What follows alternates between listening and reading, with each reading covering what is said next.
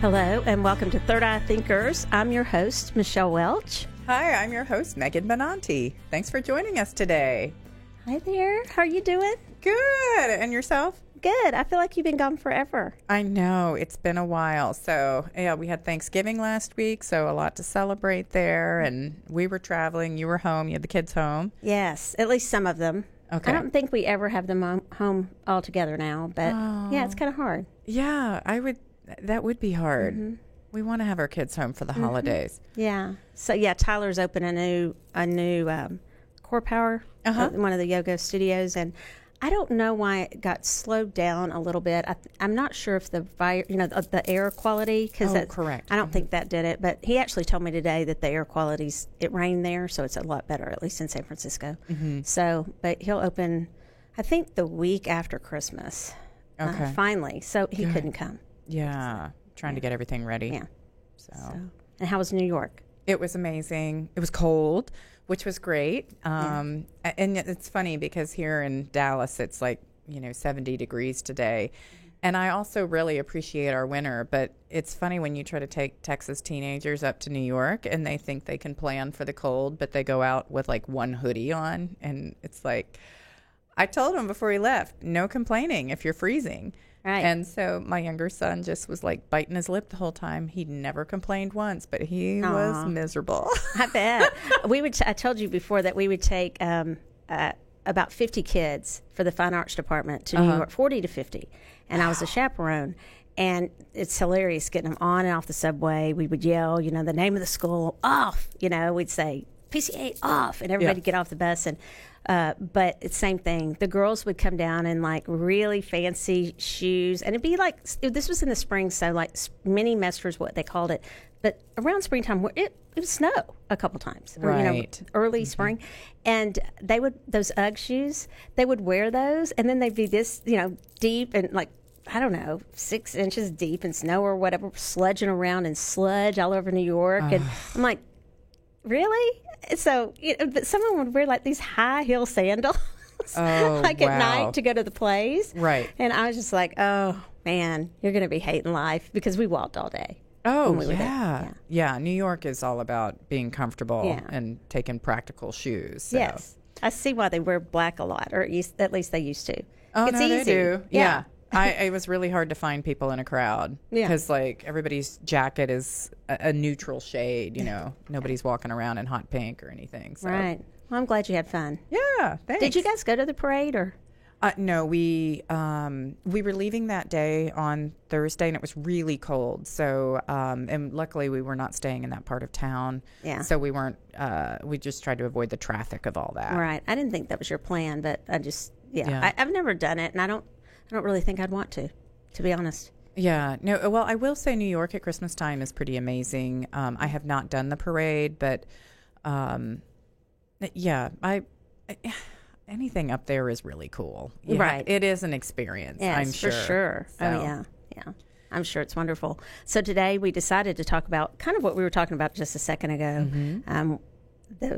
Are the kids home and for the holidays, and what the holidays look like with family, friends, and we added foes, and knowing how to navigate, the way you put it was to navigate the holidays with the people in our lives.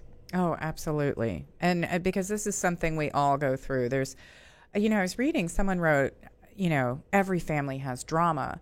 And I thought, not always. Not always. Some families, there isn't drama. And it might not be that you have to hang around someone who's dramatic or causes that tension. But for a lot of people, or for a lot of us at different times in our life, we will have to navigate some of that. And so that's kind of where we came from today when we were looking into this. Right. Yeah, I would think not everybody has drama, but I think if you dig deep enough, in most families, there's somebody there that, I don't know, might be a little bit difficult to deal with at the holidays. Mm-hmm. But the nuclear family, people's nuclear family, I don't think everybody has drama. I agree with you that they won't all have it. But I think the holidays can bring out a lot of stress in people, though. It seems like it starts Halloween. Right after Halloween. it seems like it kind of begins the whole build up this holiday season. And there's so many things that we put pressure on ourselves to do. Oh, yeah. Yeah. And then, okay, how am I going to get the whole family together? How am I going to get the kids home? If there's a divorce situation, it's really hard. Then my middle son was talking about, he just got married in May. And so how do they, Mom, I'm sorry if I don't see you at this exact time, but I've got this person to see and this person to see and this person. I was like, I totally understand. This is supposed to be a time of joy. One of the things I told him is I said, I'd almost rather get together 45 minutes every other week and see you, or just for a quick lunch. He works down in the Highland Park area, and just see you. Then we have to say that this is the day we have to get together. Yeah. And I've always been a little weird about holidays that way. Oh, well, that's good, because that to me shows your flexibility. And if you want to be someone that people want to spend the holiday with, part of that is being flexible and being likable. And it was interesting, when my stepson first got married, I thought I was flexible, and then I realized, oh, I'm a little more rigid about this. I've gotten used to how we do the holiday. And I thought I would be okay with making a change, and I'm not. But I've realized at this point, especially now that we have a grandbaby and stuff, that it really isn't going to be about the day, and it's not going to be about it's about the time we have together, and even with what we did on Halloween, when we talked about Salmaine, is that these dates aren't necessarily specific dates. They're just a set date to tie in with other when they were merging other religions together. So, and that helps to put it into a broader perspective as well.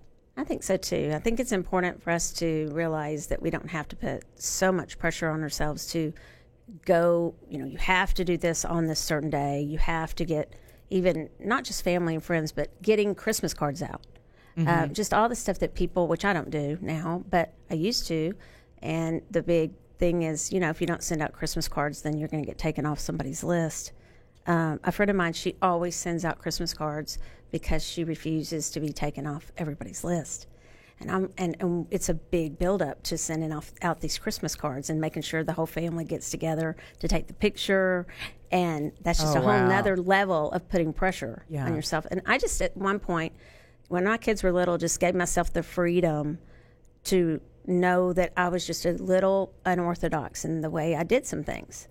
And, we would go out of town a lot on Christmas Day, because the holidays are difficult for me. It's a difficult time of year for me. And so, of course, it wasn't all about me. I'd always tried to make it for the kids, but things were just a little different in our family. It wasn't always perfect. This is how we do it every single year. I do think traditions are important within families, and I'm not sure I was real good at setting those. But, it can be difficult to navigate. Yeah. Well, that's interesting what you say about Christmas cards, because I find that they're less of a thing now, that people have become more green, and the online Christmas card isn't quite the same, but you do get the picture of the kids. But now we also follow everybody on Instagram and Facebook, and so it's not as necessary to have that Christmas card. When my kids were little, we sent them out, and they were always fun. And I mean, I even remember years that we'd have just a random friend on our Christmas card with us, how funny. Yeah, I love that. We were photobombing friend. We weren't super traditional. It was always funny. But now as my kids got older, and I do find people send less Christmas cards, and I'm kind of relieved, because we have so much going through the mail with Amazon. Do we need to do that? And we have so many other pressures. So let's talk about how we, kind of navigate some of these things. So, okay. Well, I think first of all, for me, as I was thinking about it, I was just thinking, first of all, do we have to put the pressure on ourselves? And I've already said, for me, I don't feel like you have to. I care how I make other people feel.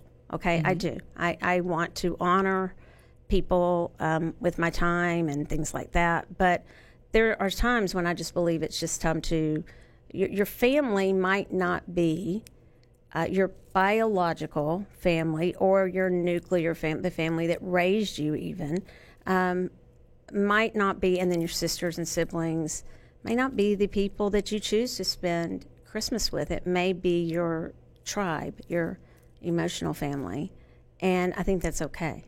Yeah. For a lot of people, especially because a lot of people have lost people over the years.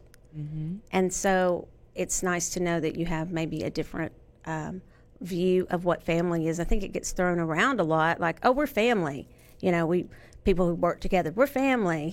This is a big family up here at, wherever you work. And that may not be true. That may be a phrase that's misused. But I think just, again, the pressure that we put on ourselves to do things the way it's supposed to be done, I've just let that go to a big extent.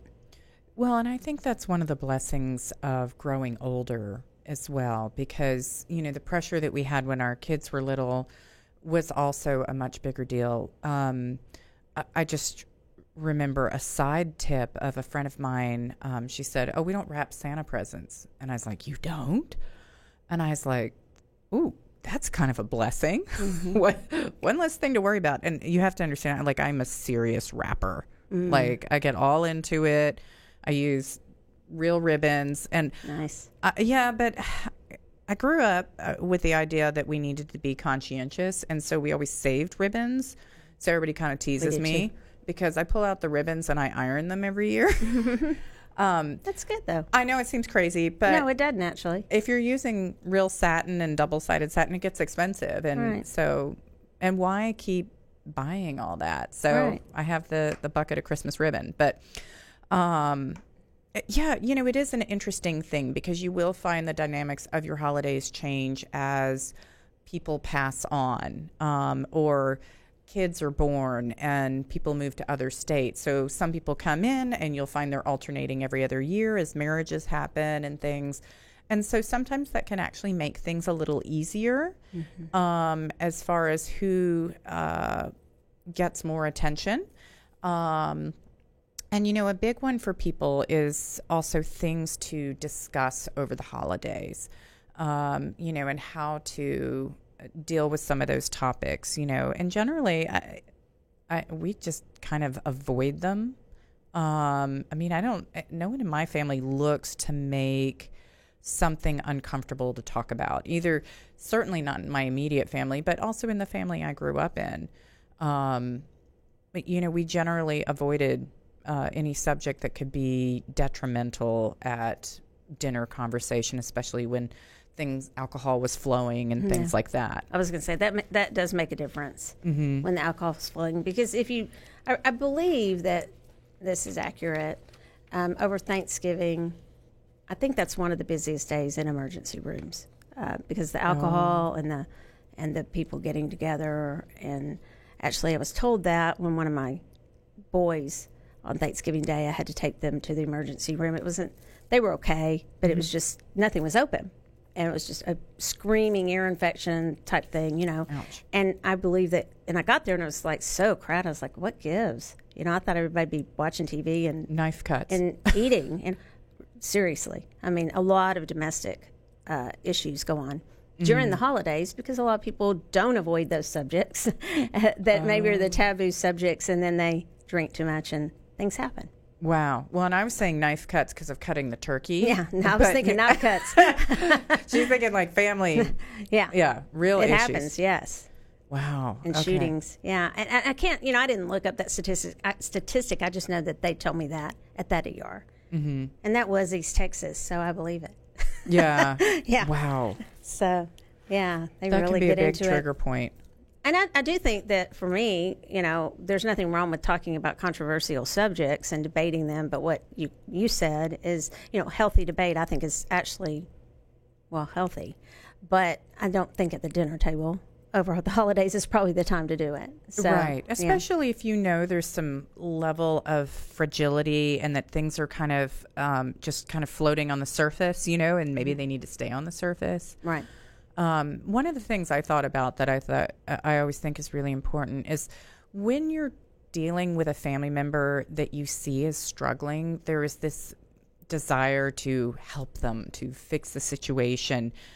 And the holidays are not the time to do that. I have I put my foot in my mouth on several occasions, wanting to help someone. And I really should have just kept it shut because my help wasn't wanted. If she wanted my thoughts or opinions, she would have asked me, And as soon as I said it and the person's face just cringes or is like, has the WTF, you just hurt my feelings look, you're like, oh no, why did I go there? Right. And, and I'm kind of a force. That is my nature. Mm-hmm. Well, you're honest. And I think that for both of us, we can pick up on it immediately when someone is feeling the way they are feeling about what we said or just how they're feeling. I mean, I can walk into my store and some of the people who lease there or people who are working there, I can literally, I'll be like, okay, what's wrong? What's going on? That's where that whole empath thing comes in. But I think intuitives have that a lot to where we pick up on things and we do kind of want to either fix it or make it better or ask or give our opinion sometimes because we can feel it and we know something's going on. Right. Even if we didn't know about it before, we can feel it and we know. Well, and so especially with a family member, and like if you just did it my way, you'd be better. Yeah. So, but yeah, this is not the time or place. So let that one pass. But I think that the definition of, Megan, you saw my notes. I looked at the definition just because I think most of us know what a family is. It's interesting looking at friends, though, because, and we always hear this, okay, acquaintances. But I think the term friend gets thrown around quite a bit when maybe that's somebody that's an acquaintance.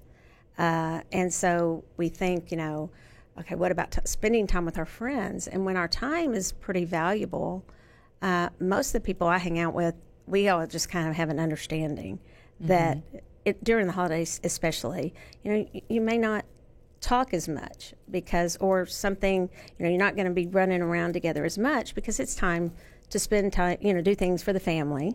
Yep. And so I try to be, somewhat cognizant of that.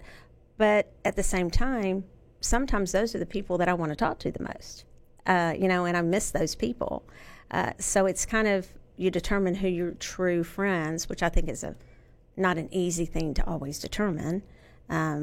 If they are your true friends, but you want to talk to those people sometimes during times when you are down. Right. And the holidays, again, it might not be the best time to do it. So a lot of times, like I said, my friends and I will have an understanding, won't talk for a while, but then when you talk, it's like you pick up. Yeah. Yeah. I think family does that too. Have you noticed like certain family members that you get together with, maybe that cousin that you don't ever see, and then you see them at the holidays and you're like, oh, wow, I'm really glad that I came to this event. Right. Or even family reunions. I'm really glad that I came. I may not ever talk to them again, but there's some kindred spirit that you can feel in that bloodline. Yeah.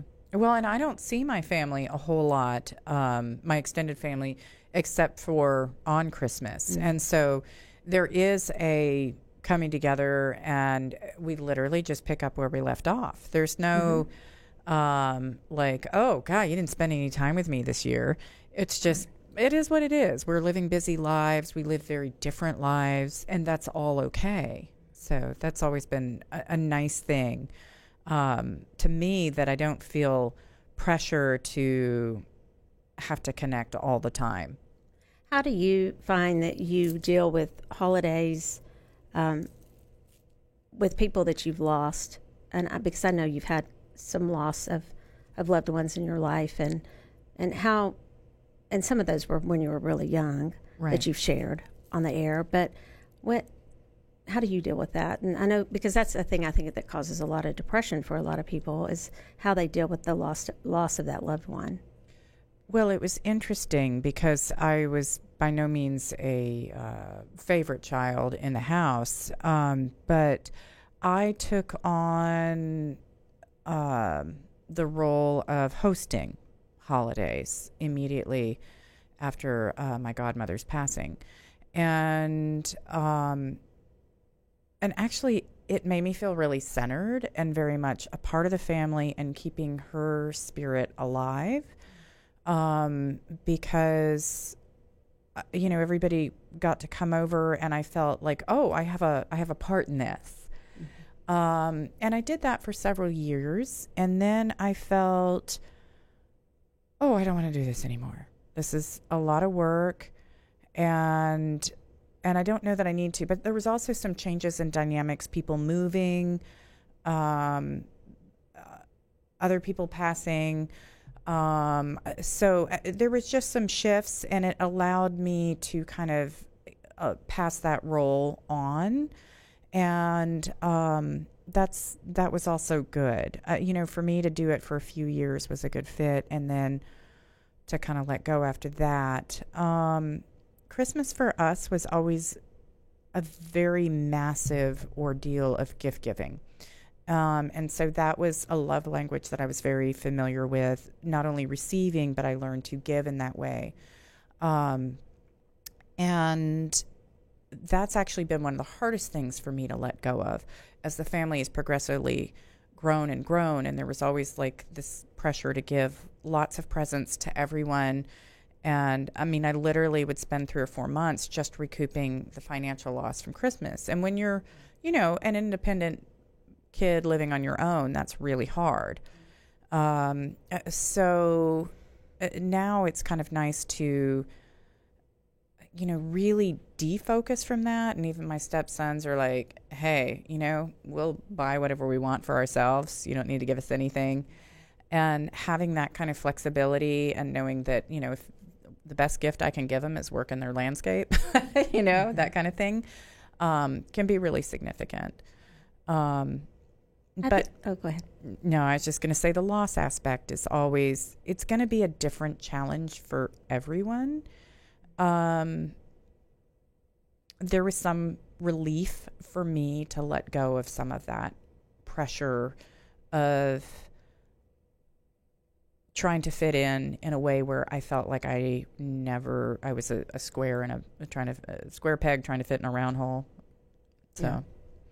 What about you? Yeah, I've had loss, but fortunately so far not as much probably of my immediate. My grandmothers and grandfathers and things like that, and some friends actually.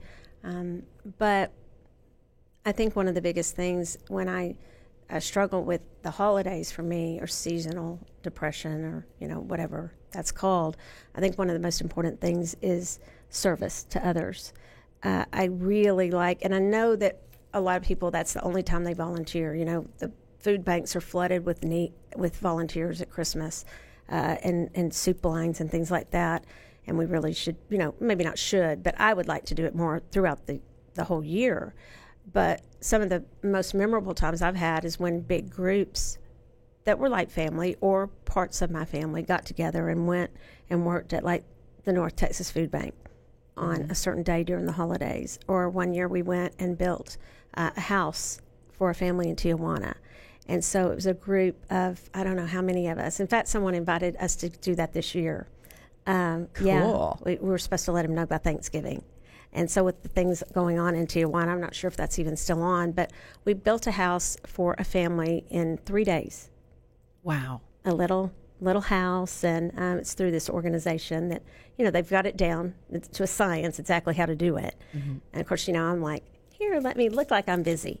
Let me look like I'm sawing something. Or, I think I stayed and played with the kids the whole time. But that's needed. Mm-hmm. So we did some stuff. It was kind of fun to watch some of my friends be over there with the power saw and circular saws. And I'm like, how'd you learn that? They were really cool. And I'm just like, okay, when did we get the decorations? Yeah.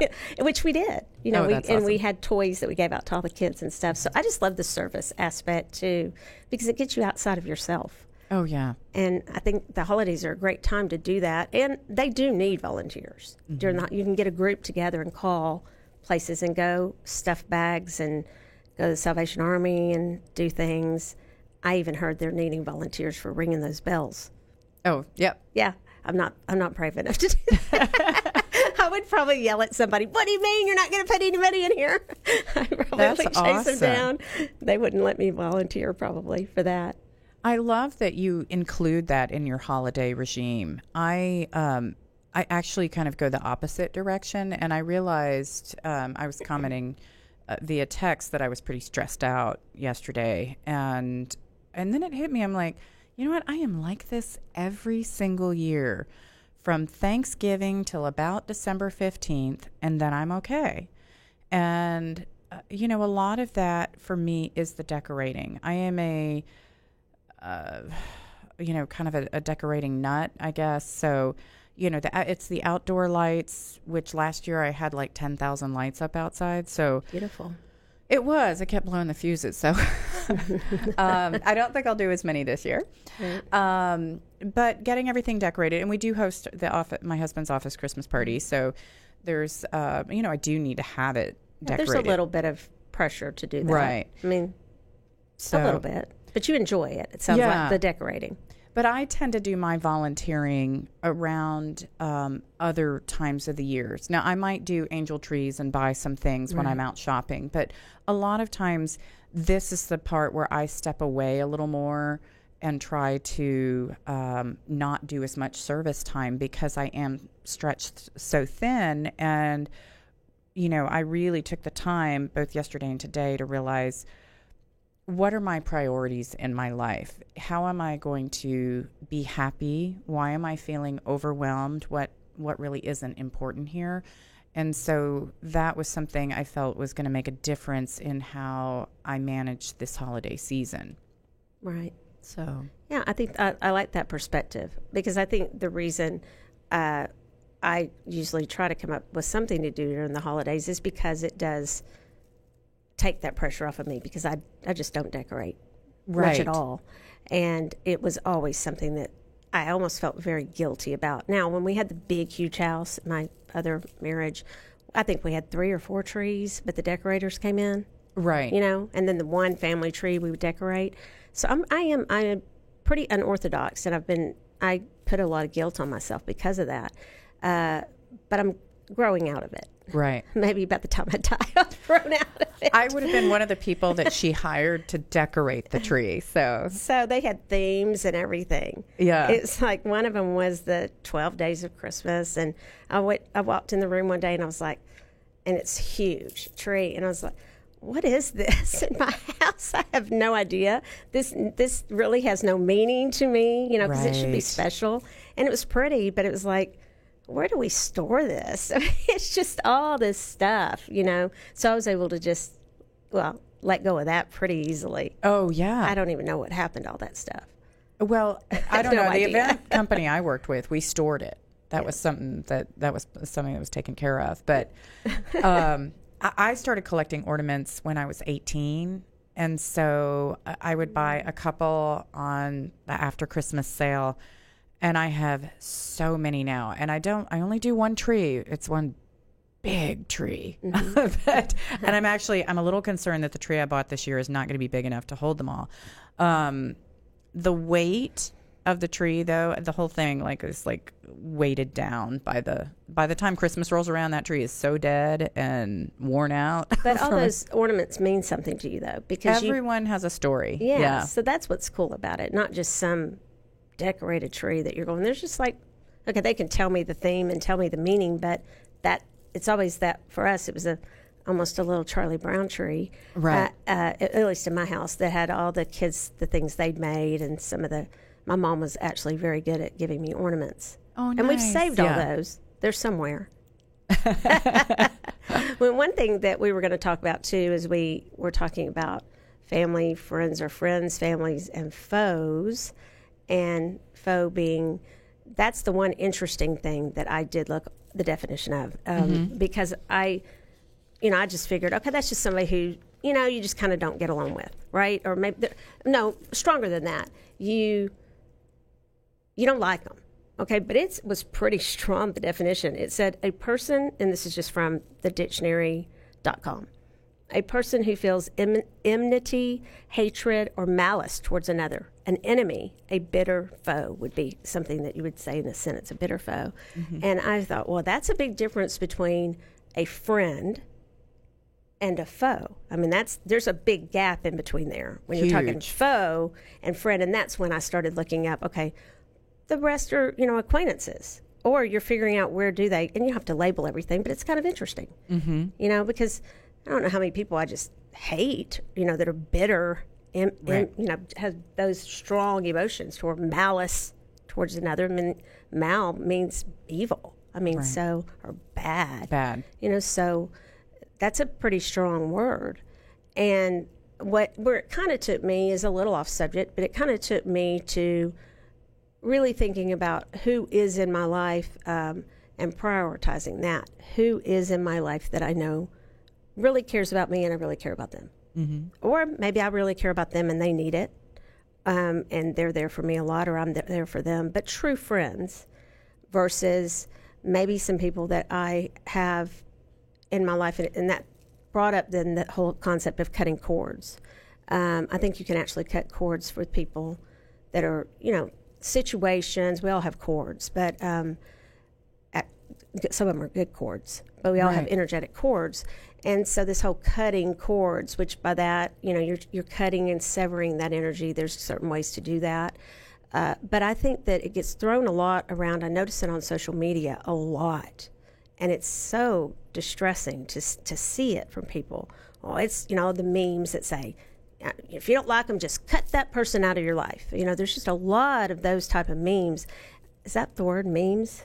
I think whatever those things are called. Is that what that's called, Matt? Yes, that is correct. Okay, and so there's so many of them that surprise me that come from people who, are 1 second they're talking about all love and all these things, and the next second they're going, now, cut that person out of your life. You got to set better boundaries. And I think that there's a balance with that. Mm-hmm. People go a little bit far with just saying, just cut everybody out of your life. Right. So it just kind of led me down that path of really thinking about that and who you have in your life. Like you said, you prioritize what you do and your time.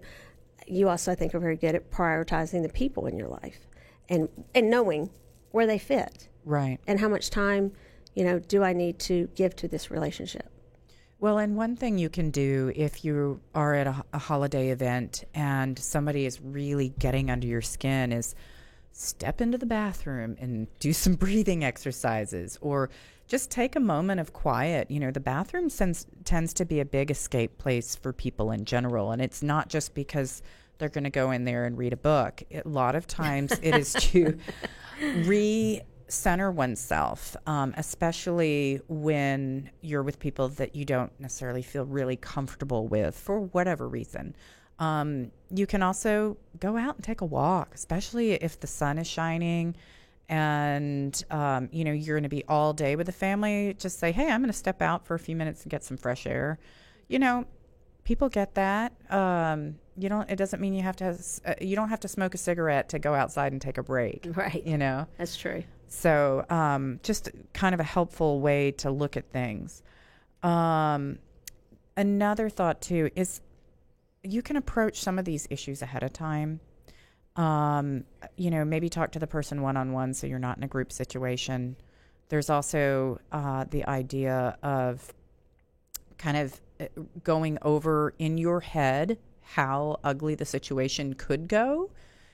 And not that I'm not saying to do this that you're trying to manifest it. It's just in the way of being prepared for what might throw me off balance and how would I handle this going into this. For me, it was always either staying invisible or being really, really helpful, but definitely avoiding conflict and to, I needed to smooth things over. How was the best way to handle that? Well, for me, it's being put to work, doing work in the kitchen, right. Whatever needed to happen. Right. So you're a good hostess, period. Well, really, and I think that came from, learning to function and survive Christmas and other holidays. Right. Yeah. My mom's always in the kitchen. I mean, just constantly. You can barely get her to sit down. That's her thing. Mm-hmm. for me, I go the opposite way. I run from the kitchen. So I'm just not, I don't feel that good in the kitchen, but I was raised very much to be a hostess and have the manners of a hostess. But it's sometimes funny. Well, for one thing, I would get an Emily Post, or it used to be Gloria Vanderbilt too, believe it or not. Emily Post or Gloria Vanderbilt manners book every year. Oh, that's awesome. At Christmas. Well, it clearly meant that I needed it. But well, that's why they would give it. But I think of you as having good manners. Well, my mom is above and beyond. I mean, she's probably one of the most lovely, genuinely, but she's just like another friend of mine. They would get a lot of headaches too during the holidays. And I think because they're just so busy taking care of everyone else and really going over the top with the hostessing. Right. And so there's a balance in that too. That's awesome. Yeah, I wouldn't say my manners are the best. I'm like, oh, help yourself. Like, literally, wine glasses are up there, beer's in the fridge down the hall. That's comfortable, though. I don't think that's bad manners. Oh, but I'll, forget to offer drinks and stuff. There's things that I'm not good at. Preparing the food, I'm generally okay. And it like in a family gathering or any kind of gathering, when people just sort of get quiet or they sort of wander away from the table, like you said, or wander away from the conversation in a certain spot, you can kind of gauge for those of you who might be a little more prone to controversial subjects. Because I think right now that's a very important thing to talk about. I think there's a lot of division between people in what they believe is going on in the world right now, and in the United States in particular. There's no need to try to hide from it. It's a fact. I mean, there's division. Absolutely. And so that's something that, really you can choose to, and it's interesting because I will still have friends even if they completely disagree with me. I can still have them as a very good friend. I find that makes life really interesting. I mean, our blueprint is not the same, that we came in with, right?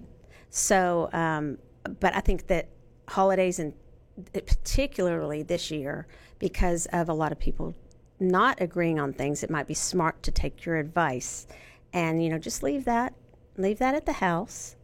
Don't take that with you to the party or to the dinner, because it will probably cause an argument this year. Yeah.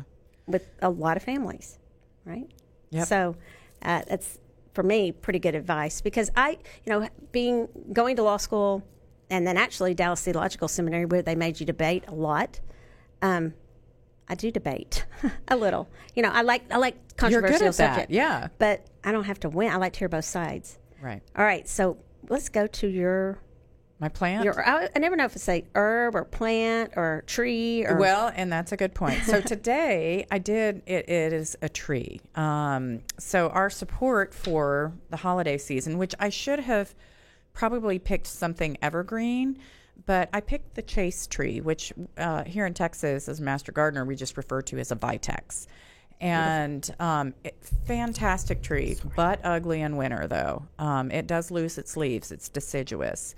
But I was drawn to the chase tree because it's full of phytochemicals. And one of the things it does, it has progesterone and testosterone available in it. And so it has a calming effect on people. It's good for PMS. It's good for menopause.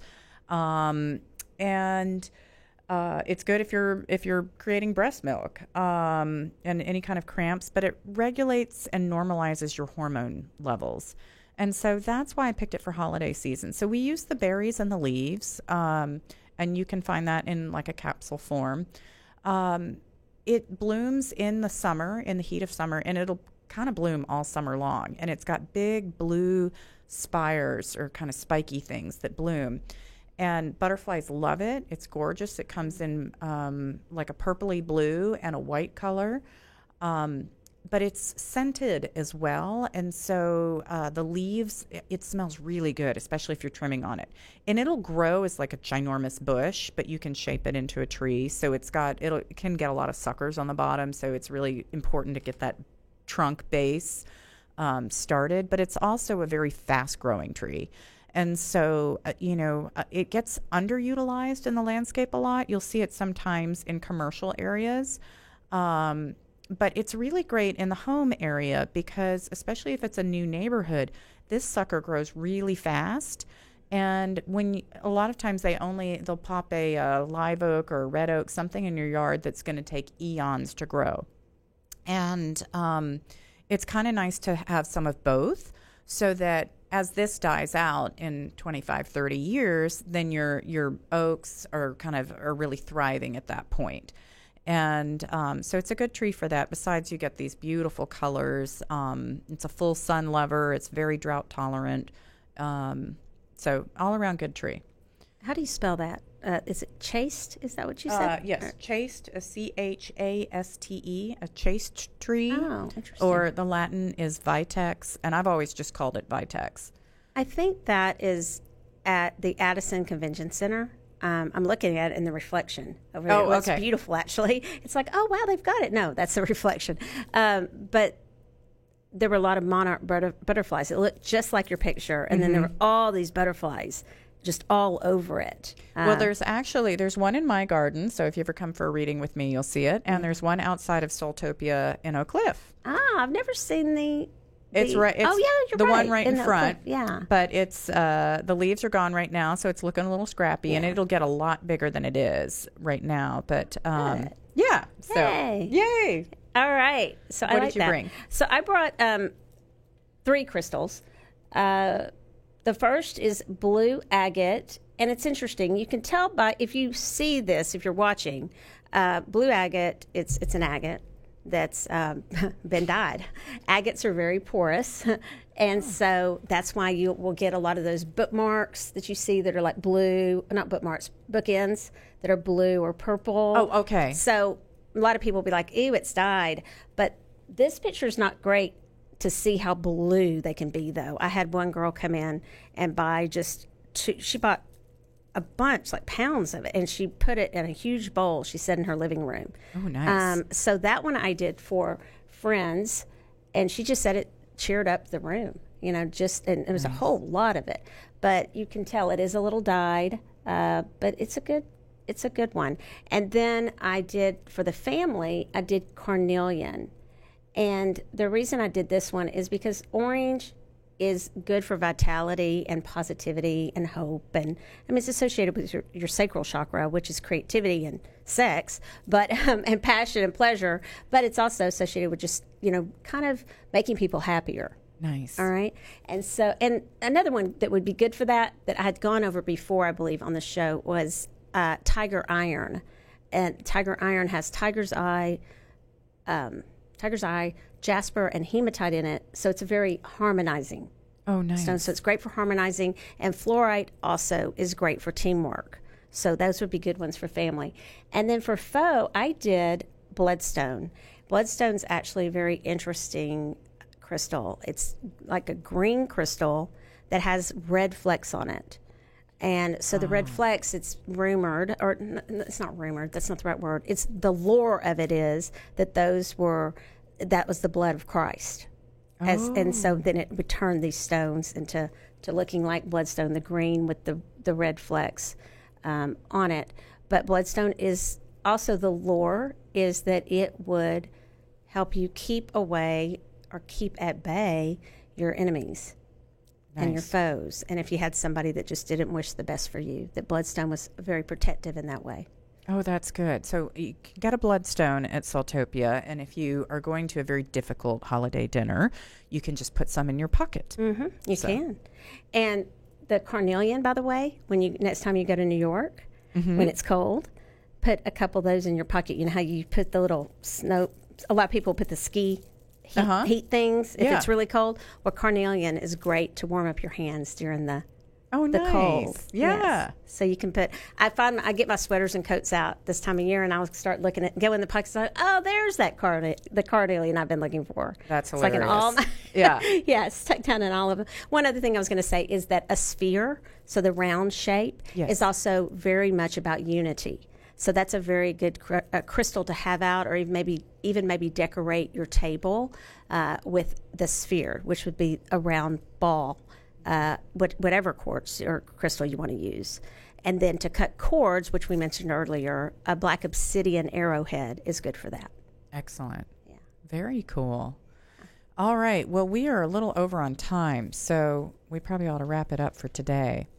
Can we just mention, I'm going to mention these cards that we had out just since they're sitting here on the table.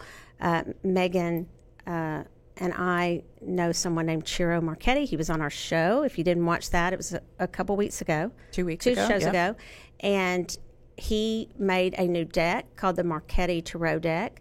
And if you order it online, and I'm not sure if you can still do this, but he will give you your name with the order of the deck. It's actually after his, it's Ciro Marchetti, and it's called the Marchetti Tarot deck. And then he also put my name on this one, and then my zodiac symbol. And Meg got one too. A lot of people did. But the deck itself is also available on his website. And that was episode 26. I was just checking. And that was it was very interesting. He's funny. Yeah, and actually his deck, or his decks, I've had people pick them nonstop since he came to visit. Yeah. It's really brought a lot of energy of his into my work world, which is very cool. Yeah, so. I love all his decks, and this one actually I went through it today, and it's beautiful. It came in the mail today, and it was like Christmas at my house. And it's personalized, which is very really cool. Nice. Yeah, and it has a really nice, just to show y'all, because I'm all picky about the. She likes a good solid box. Yeah, so when it comes in, it's magnet, and it comes in this box if you're going to keep your box with it. It's just absolutely beautiful. So, since we didn't get to use them, at least we gave a shout out for them. Oh, yeah, absolutely. Right. Definitely a deck to look into. So, well, you guys have been listening to Third Eye Thinkers today, and with your hosts, Michelle Welch and Megan Benanti. If you enjoyed this show, please give us a 5-star review, and don't forget to subscribe to us at Third Eye Thinkers on any of the podcast networks and on YouTube. So we're produced by Real News Communication Network, and we want to give a special thanks to our producer, Matt Stoker, and our social media assistant, Cassie Clayton. Thanks so much, and keep Third Eye thinking. Thank you.